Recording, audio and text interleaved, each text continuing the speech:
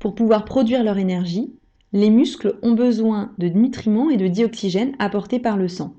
Voyons comment est organisé l'appareil circulatoire.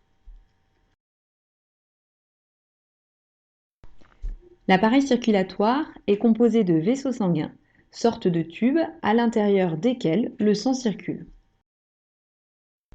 L'ensemble de ces vaisseaux sanguins constitue un système clos dans lequel, en temps normal, le sang ne peut pas s'échapper. Dans la circulation sanguine, le sang circule à sens unique grâce au cœur.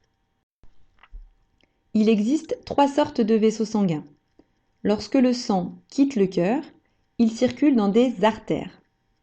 Lorsque le sang revient au cœur, il circule dans des veines. Enfin, les capillaires sont des vaisseaux sanguins très fins qui vont connecter les artères et les veines dans les organes. Lorsque le sang traverse les organes, sa composition va être modifiée. Dans les poumons, le sang des capillaires sanguins est en contact étroit avec l'air contenu dans les alvéoles pulmonaires. Il va s'enrichir en dioxygène. Ainsi, le sang qui quitte les poumons va être plus riche en dioxygène que le sang qui entre dans les poumons. La circulation pulmonaire est une partie de la circulation dont la fonction est de réapprovisionner totalement le sang en dioxygène, puis de le renvoyer au cœur.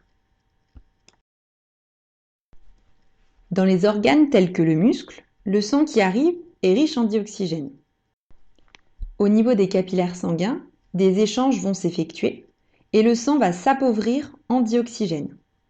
Ainsi, le sang qui quitte les organes est un sang pauvre en dioxygène.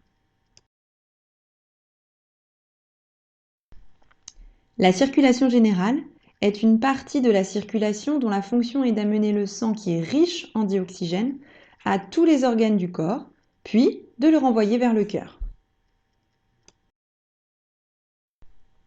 La circulation générale et la circulation pulmonaire sont disposées l'une à la suite de l'autre.